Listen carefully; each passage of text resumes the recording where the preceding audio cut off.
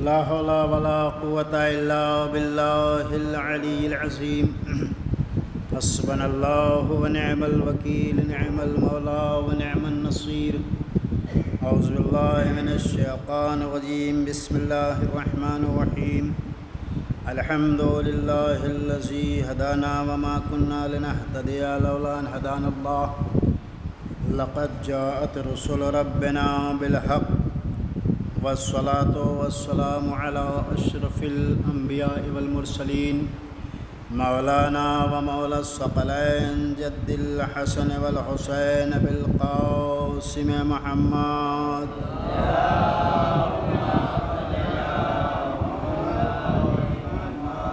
وآله الطيبين الطاهرين المعصومين ولعنة الله على أعدائهم أجمعين من يومنا هذا إلى يوم الدين. أما بعد فقد قال الله سبحانه تبارك وتعالى وقوله الحق بسم الله الرحمن الرحيم إنا أعطيناك الكوثر فصل لربك وانحر إنا شانئك هو الأبتر. ایک صلوات بھیجے بر محمد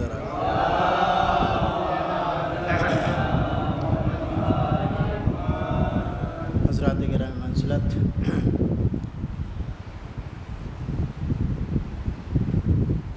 اٹھائیسویں کی مجلس جو تقریباً 1 گھنٹہ لیٹ ہو رہی ہے، بہرحال یہ ہمارے اور آپ کے ذوق سماعت کے اوپر ہے، اس لیے کہ پوری رات آپ نے انتظامات کیا مجلسیں کی، اور صبح ہی نماز کے بعد پھر مجلس تھوڑا سا دقت ہوتی ہے، لیکن بہرحال جو علی کے چاہنے والے ہیں ان کے لیے یہ مشکلیں کوئی مشکل نہیں ہیں، اس لیے کہ ہم یہ جانتے ہیں کہ ہم مجلسوں میں لیٹ آتے ہیں، لیکن جس کی مجلس ہوتی ہے وہ پہلے آ جاتی ہے.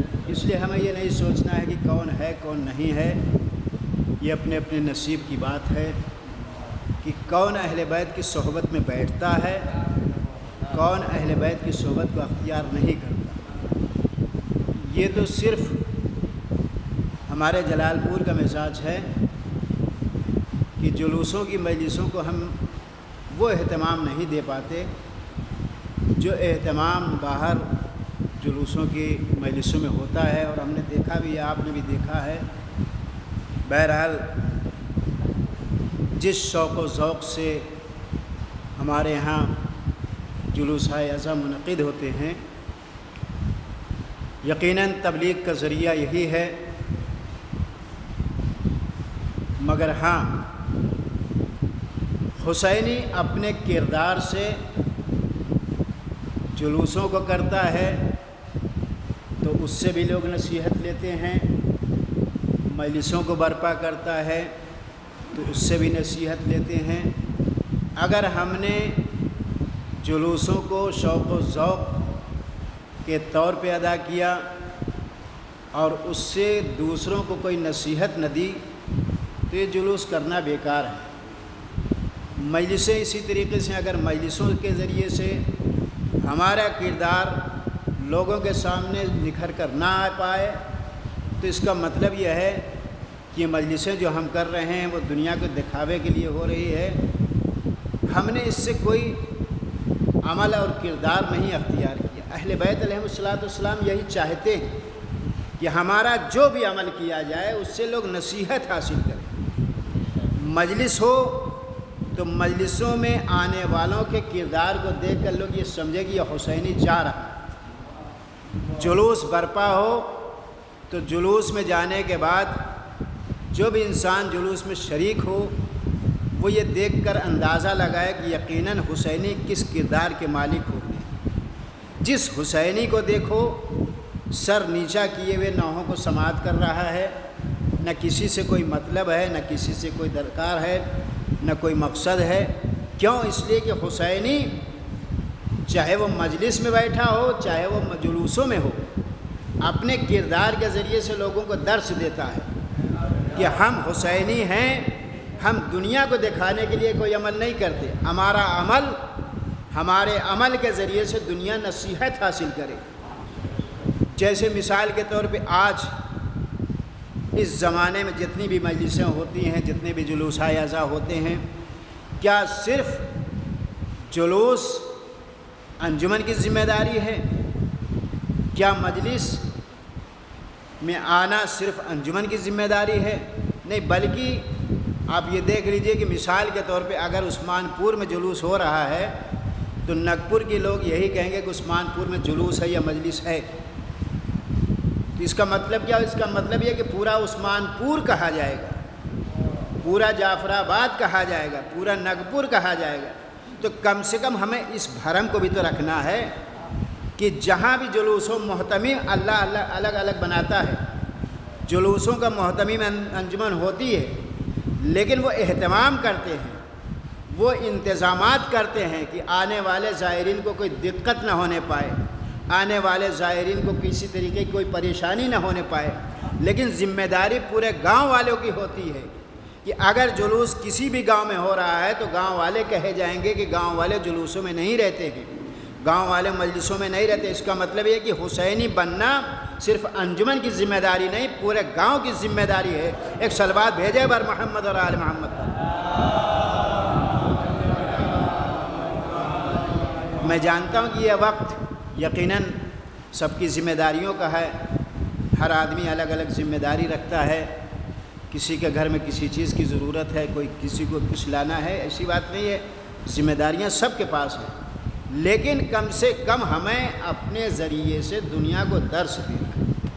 آج اس مجلس کا جو عنوان میں نے قرار دیا ہے وہ سورہ کوثر کی آیت کو، آپ نے سوچا ہوگا اور دماغ لگایا ہوگا کہ آج مجلس رسول خدا کی اور ان کے نواسے حسن مصطفیٰ کی اور مولانا صاحب نے جو سورہ پڑھا وہ سورہ کوثر پڑھا، تو اس سے اس کا تعلق کیا ہے؟ بھئی سورہ کوثر پیغمبر اسلام کی بیٹی جناب فاطمہ زہرا کی شان میں، لیکن مجلس فاطمہ کے بابا اور ان کے بیٹے کی ہے۔ لیکن کم سے کم مجھے اتنا کہنے کا موقع تو مل سکتا ہے کہ صحیح ہے ایک سورہ کوثر پیغمبر کی بیٹی کے ذریعے سے دنیا کے سامنے اجاگر ہوا، لیکن یہ بات تو سب کو معلوم ہے کہ سورہ کوثر کی تفسیر اگر اللہ نے بتائی ہے تو وہ امام حسن مصطفیٰ علیہ السلام کو بتایا۔ پہلی مرتبہ جب پیغمبر اسلام کے گھر میں یہ بیٹا پیدا ہوا تو تانا دینے والوں کے منہ پہ تالے لگ گئے کہ یقیناً حسن مصطفیٰ کی ولادت کے بعد ساری دنیا پہ منہ ہو گئی ہے۔ ایک صلوات بھیجے بر محمد اور آل محمد۔ تو میرے مولا آقا حسن مصطفیٰ کے ذریعے سے ابتر کا تانا دینے والوں کے منہ بند ہو گئے۔ کیوں؟ اس لیے کہ ان کی ولادت کے ذریعے سے ساری دنیا جو رسول اللہ کو تانے دے رہی تھی اب وہ تانا نہیں دے سکتی، اس لیے کہ نسل رسول اسی بیٹے کے ذریعے سے آگے بڑھے گی جس کا نام حسن ہے، اور حسن کے معنی آپ جانتے ہیں خوبصورت کے ہوتے ہیں۔ اب یہ الگ بات ہے کہ حسن اور حسین دو بیٹے ہوئے، فاطمہ زہرا کو دونوں امام ہوئے، لیکن اگر آپ اس پر غور کریں گے تو آپ کو معلوم ہوگا کہ دونوں بیٹوں کا نام حسن ہے۔ جب آپ سے مادہ نکالیں گے عربی قاعدے سے تو دونوں کا مادہ حسن نکلے گا، لیکن حسین اسے کہتے ہیں جو چھوٹا ہو، یعنی مسخر، اس میں مسخر جسے کہا جاتا ہے۔ حسین چھوٹا، یعنی حسن وہ بھی ہیں حسن یہ بھی ہیں۔ اس کا مطلب یہ ہے کہ پیغمبر اسلام کے گھر میں اگر کوئی بچہ پیدا ہوگا تو اسے حسن ہی کہا جائے گا، اس لیے کہ آداب و کردار و نصیحت و خوبصورتی میں ان سے بہتر دنیا میں کوئی ہے ہی نہیں۔ ایک صلوات بھیجے بر محمد اور آل محمد پر۔ پوری دنیا میں پیغمبر کی بیٹی فاطمہ زہرا کے ذریعے سے پیدا ہونے والے ان بچوں کی مثال دنیا نہیں لا سکتی ہے۔ اللہ نے انہیں جوانان جنت بنایا ہے، معمولی بات نہیں ہے۔ پیغمبر اسلام مسجد نبوی سے نکلے اور نکلنے کے بعد آگے آگے گھر گئے، اور تھوڑی دیر کے بعد ان کا بیٹا یعنی میرے آقا امام حسن مصطفیٰ بھی نکلے۔ یہ روایت صحیح بخاری سے پڑھ رہا ہوں، اس میں لکھا کہ جیسے امام حسن مصطفیٰ مسجد نبوی سے باہر نکلے تو لوگوں نے کیا دیکھا کہ جیسے ہی میرے مولا امام حسن مسجد نبوی سے باہر نکلے کہ ایک صحابی جس کا نام ساری دنیا جانتی ہے، ابو بکر رضی اللہ تعالیٰ، وہ بھی مسجد سے نکلے، اور نکلنے کے بعد جیسے ہی لوگوں نے دیکھا تو کیا دیکھا کہ امام حسن مصطفیٰ جیسے ہی آگے آگے جا رہے تھے، خلیفہ اول جو مسلمانوں کے خلیفہ اول ہیں، انہوں نے جناب امام حسن مصطفیٰ کو اٹھایا اور اپنے کاندھے پر بٹھا لیا۔ لوگوں نے تعجب سے پوچھا، اے ابو بکر تم کیا کر رہے ہو؟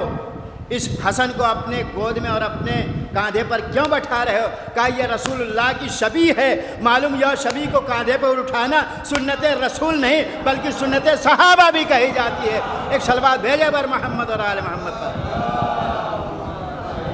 یہ سنت رسول نہیں ہے، سنت صحابہ ہے۔ اہل بیت کی شبیہوں کو اپنے کاندھے پر اٹھانا یہ سنت صحابہ ہے۔ عزیزان محترم، اگر ہم ساری دنیا کو یہ درس دینا چاہتے تو ہمیں معلوم ہونا چاہیے کہ کہاں سے کون سی کتاب سے کیا روایت ملتی ہے۔ کم سے کم ان کتابوں کے ذریعے سے اپنی باتوں کو اپنی ذمہ داری سمجھ کر کے محفوظ رکھیں، تاکہ دنیا کو ہم جواب دے سکیں کہ ہم شبیہ امام حسین یا شبیہ اہل بیت کو اپنے کاندھے پر کیوں اٹھاتے ہیں۔ یہ احترام رسول اللہ نے کر کے دکھایا، یہ احترام صحابہ کرام نے کر کے دکھایا۔ تو عزیزان محترم، یہی میرے آقا امام حسن مصطفیٰ ہیں کہ جب پیغمبر اسلام صحابہ کے درمیان بیٹھے ہوئے ہیں کہ بیٹھے ہوئے ایک مرتبہ ایک شخص نے سوال کر لیا، یا رسول اللہ حلم کسے کہتے ہیں؟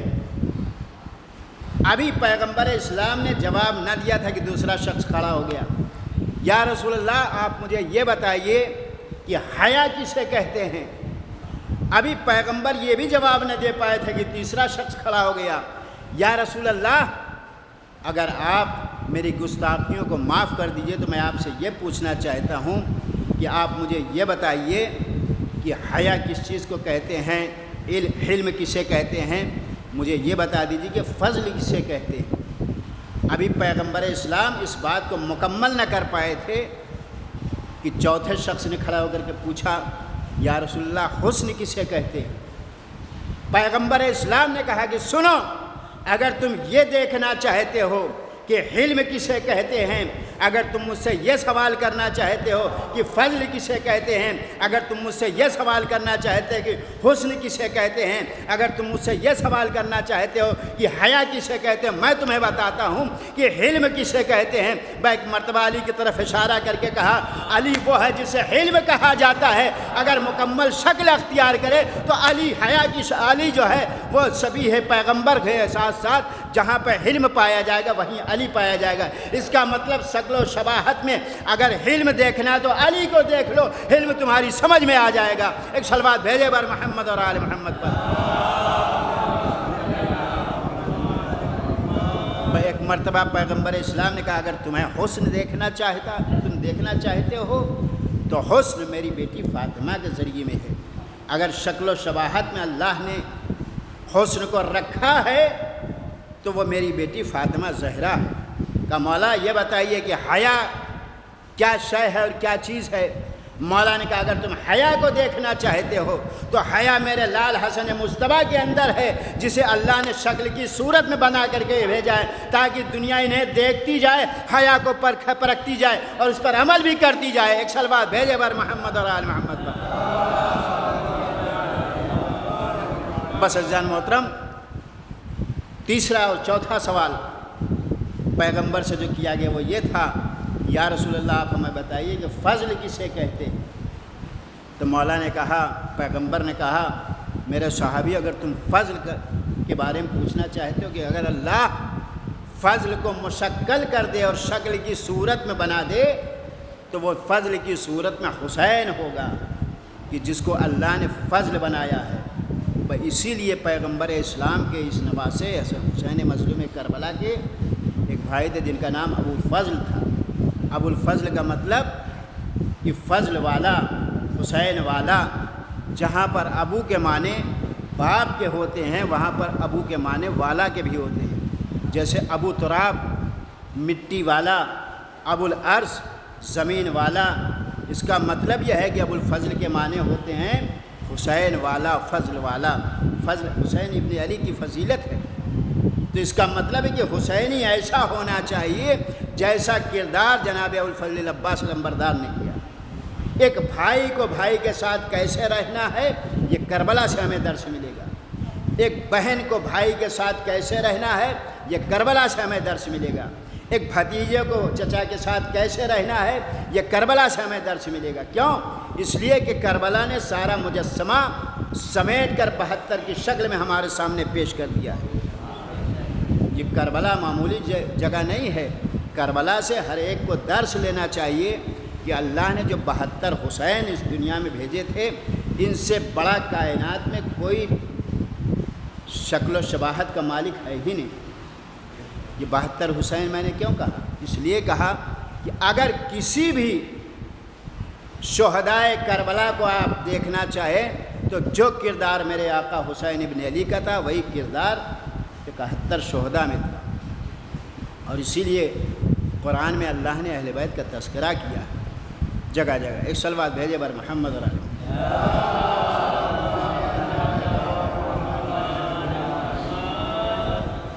مثال کے طور پہ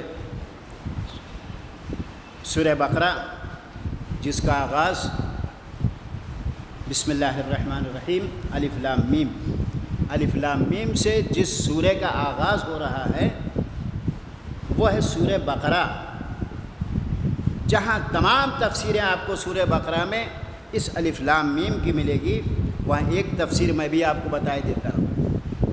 علامہ دلدار حسین صاحب نے اس تفسیر کو لکھا ہے، جس کو دیکھنا ہے جا کے ان کی تفسیر میں دیکھ سکتا ہے کہ الف لام میم سے مراد جہاں آل محمد ہیں وہیں پر اللہ نے آل محمد کے ساتھ ساتھ اس کی تفسیر یوں بتائی ہے علامہ دلدار حسین صاحب نے کہ الف کے عدد بحساب ابجد 1 ہوتے ہیں، اور 30 کے اور لام کے عدد بحساب ابجد 30 ہوتے ہیں، 30 اور 1 31 ہوتے ہیں، اور میم کے عدد بحساب ابجد 40 ہوتے ہیں، 40 30 70 اور 71۔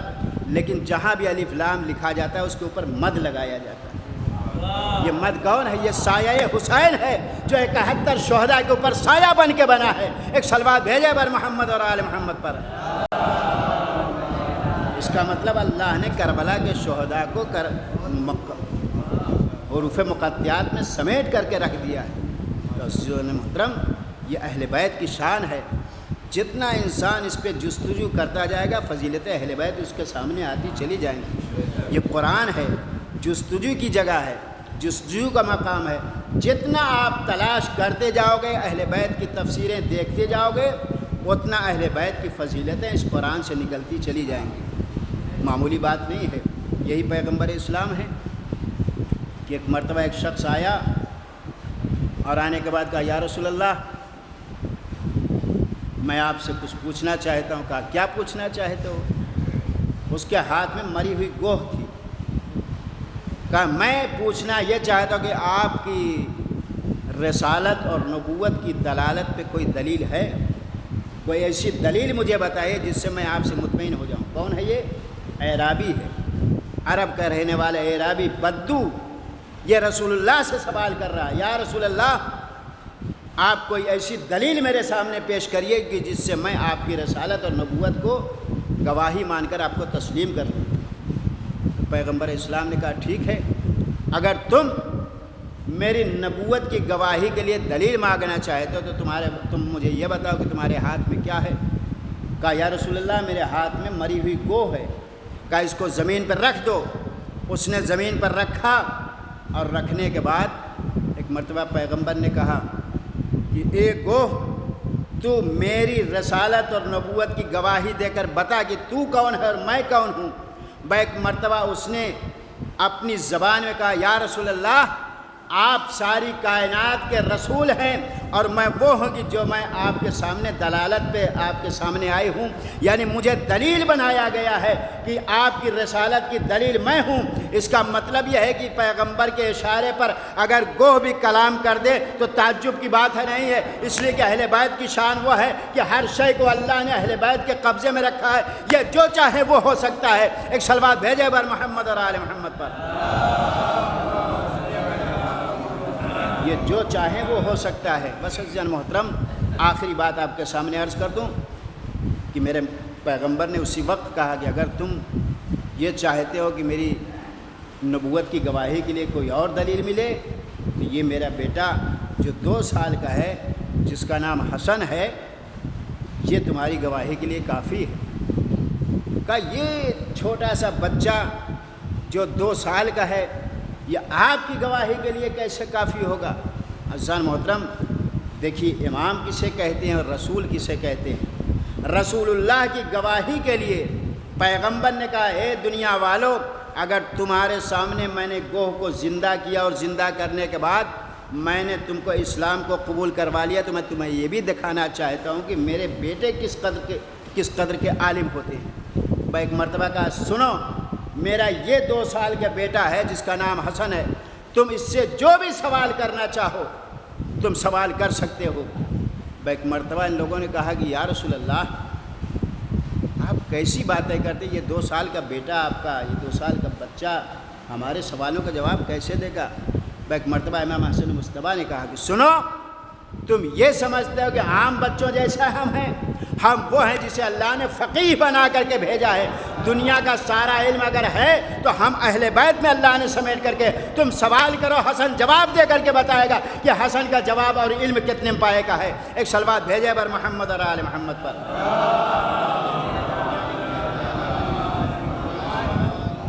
چنانچہ میرے مولا نے ان کے سوالوں کے جوابات دیے اور پھر یہ جملہ کہا میرے مولا نے کہ سنو، تمہارے پاس جتنے بھی سوالات ہیں تم سوال کر ڈالو، لیکن یاد رکھنا کہ ہم وہ ہیں کہ جن کے علم کی مثال سمندر جیسی ہے۔ تم اگر اس میں سے ڈول سے پانی کھینچ کے نکالنا چاہو گے تو سمندر کے پانی میں کوئی کمی نہیں آئے گی۔ ہم علی والے وہ ہیں کہ جو بیٹا علی کا ہے، اتنا علم اللہ نے ہمیں دے کر کے بھیجا ہے، تو ڈول سے جتنا بھی علم نکالتے رہو گے ہمارے علم میں اضافہ ہوتا رہے گا، کمی نہیں ہو پائے گی۔ ایک صلوات بھیجے بر محمد اور آل محمد۔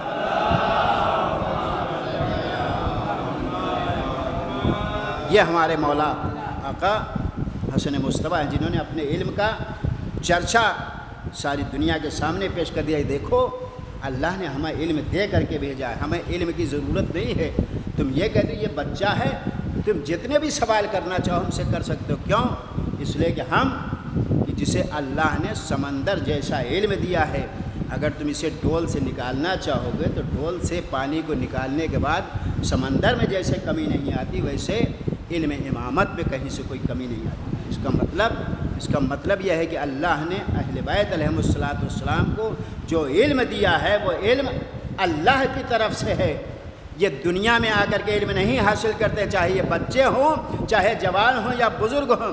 بس عزیزان محترم، وہی میرے آقا کہ جن کے بارے میں آپ جانتے ہیں، یہ حسن مصطفیٰ۔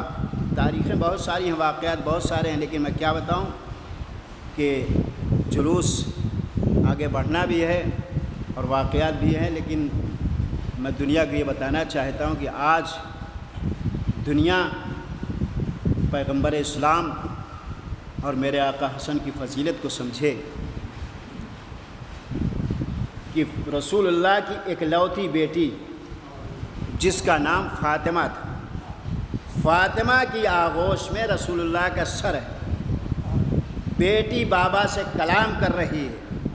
آخری وقت ہے کہ جب بیٹی کو باپ نے دیکھا کہ میری بیٹی متغیر ہو رہی ہے، چہرہ اس کا بدل رہا ہے، ایک مرتبہ کہا بیٹی تم غمگین کیوں ہو؟ کہا بابا غمگین اس لیے ہوں کہ دروازے پہ کوئی سائل ہے جو بار بار دستک دے رہا ہے، بار بار سائل دستک دے رہا۔ کہا بیٹی یہ تمہارا شرف ہے کہ تمہارے دروازے پہ ملک الموت آ کر کے سہارا لیتا اور اجازت لیتا ہے کہ فاطمہ اجازت دو اے بیٹی اس آنے والے کو اجازت دے دو، یہ آنے والا کسی کے گھر پہ اجازت نہیں لیتا، ہر انسان کو بیوہ بھی کر دیتا ہے، یتیم بھی کر دیتا ہے، اے بیٹی آنے والے کو اجازت دے دو۔ فاطمہ زہرا نے اجازت دیا۔ فاطمہ زہرا کی آغوش میں رسول اللہ انتقال کر گئے۔ عزادارو انصاف سے بتاؤ کہ جس بیٹی نے اتنے ارمانوں سے اپنے بابا کو اپنے آغوش میں لیا ہو، کیا وہ بیٹی باپ کو اس حالت میں دیکھ سکتی ہے؟ کتنا روئی ہوگی فاطمہ زہرا، ہم اب اس کا اندازہ نہیں کر سکتے۔ اس لیے کہ جب بھی دنیا میں کسی بھی انسان کو دیکھنا ہو تو جنازے کی زینت سے دیکھو کہ جنازے پہ روتا کون؟ بیٹے کم روتے ہیں، بیٹیاں زیادہ روتی۔ ایک لوتی بیٹی جسے فاطمہ زہرا کہا جاتا ہے، فاطمہ زہرا بابا کی رحلت کے بعد کتنا روئی ہوں گی ہم اس کا اندازہ نہیں لگا سکتے، مگر ہاں تاریخ بتاتی ہے کہ پیغمبر اسلام کی بیٹی نے بابا کی شہادت کے بعد اتنا گریہ کیا کہ لوگوں نے ان کے گھروں پر آ کر کے انہیں ستانا بھی شروع کر دیا۔ یا رسول اللہ، یا علی، آپ فاطمہ سے کہہ دیجئے کہ یہ جب روتی ہیں تو ہمیں بڑی تکلیف ہوتی ہے، یا یہ فاطمہ زہرا دن میں رویا کریں یا رات میں۔ آپ سوچئے کہ باپ کے اوپر جس بیٹی کو رونے نہ دیا جائے اسے فاطمہ زہرا کہتے ہیں۔ عزاداران مظلوم کربلا، آقا امام حسن مصطفیٰ کے بارے میں بھی سن لیجئے کہ جن کی شہادت کے بارے میں یہ ملتا ہے کہ جودہ بنت اشعث نے وہ زہر کہ جو حلاحل زہر تھا، جس کے بارے میں تاریخ بتاتی ہے کہ اگر وہ زہر سمندر میں ڈال دیا جاتا، ایک قطرہ اگر سمندر میں ڈال دیا جاتا تو پورے سمندر کی مچھلیاں بےتاب ہو جاتی اور مر جاتی۔ آپ سوچیے ایک قطرہ اگر اس زہر کا سمندر میں ڈال دیا جاتا تو سمندر کی ساری مچھلیاں مر جاتی۔ وہ زہر حلاحل جودہ بنت اشعث نے رات کی تاریکی میں پانی میں ملا دیا۔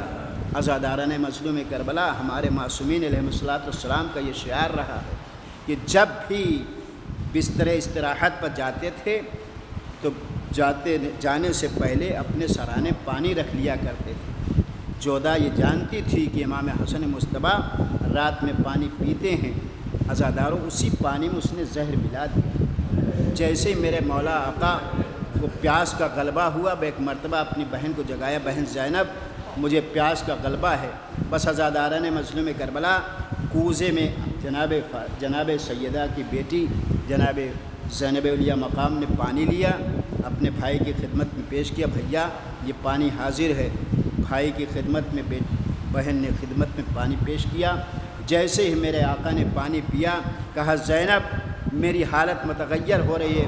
بس ایک مرتبہ جیسے ہی بھائی کی حالت کو متغیر دیکھا اور چاہا کہ اس پانی کو میں بھی پی لوں، ایک مرتبہ آقا حسن نے کہا بہن زینب تم پانی کو نہ پینا، اس پانی میں زہر ملا ہوا ہے۔ جودہ جو چاہتی تھی وہ اپنے مقصد میں کامیاب ہو گئی۔ اے میری بہن زینب، ارے تم اس پانی کو نہ پینا ورنہ تم ہلاک ہو جاؤ گی۔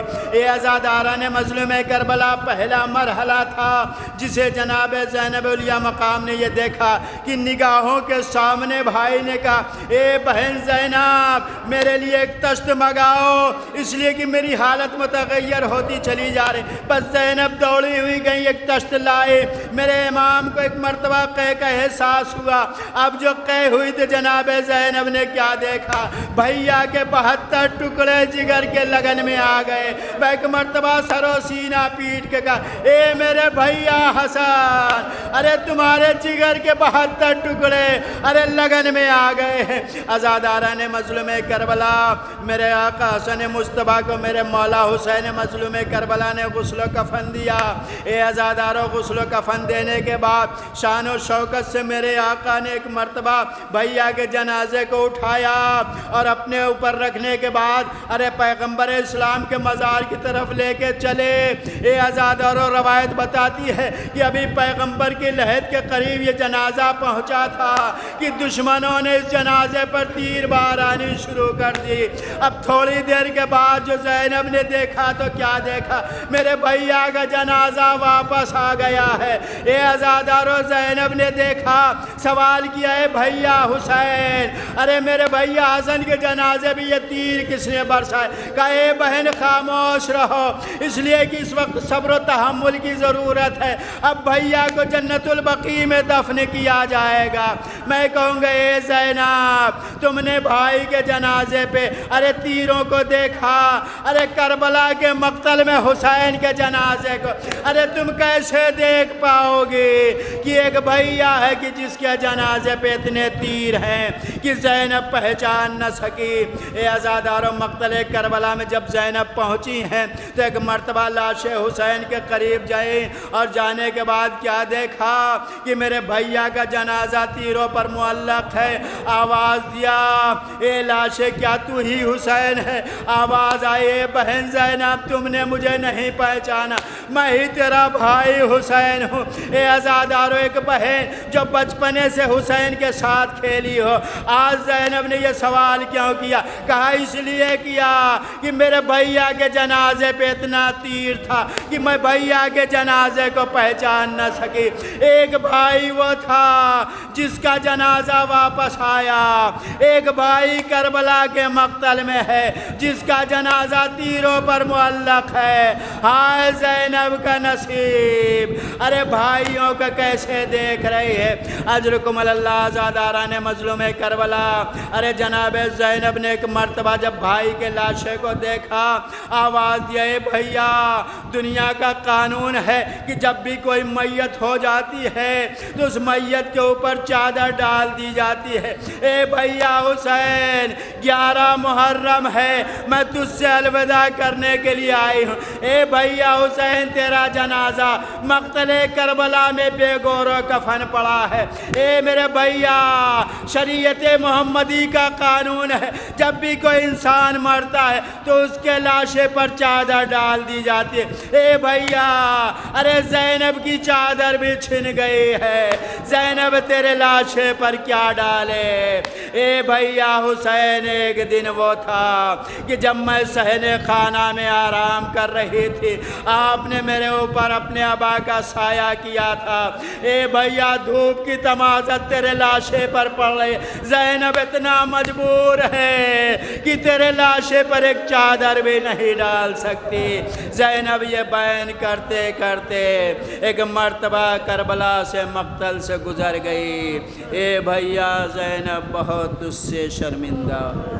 وَسَيَعْلَمُ الَّذِينَ ظَلَمُوا أَيَّ مُنقَلِبٍ يَنقَلِبُونَ۔ الہی بحق زہرا و ابیہا و بالہا و بنیہا، پروردگار واسطہ محمد اور آل محمد علیہ السلام کا ہمارے اس خلیل سے قبول فرما۔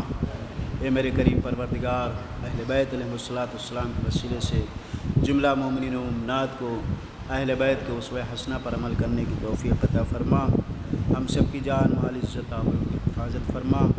ہم سب کو سچا حسینی بننے کی توفیق عطا فرما۔ ہمارے اعمال کو ہمارے امام کی خدمت میں پیش فرما۔ پالنے والے ان کے ظہور میں تعجیل عطا فرما۔ ہم سب کو ان کے اعوان و انصار میں شمار فرما۔ ماتم حسین۔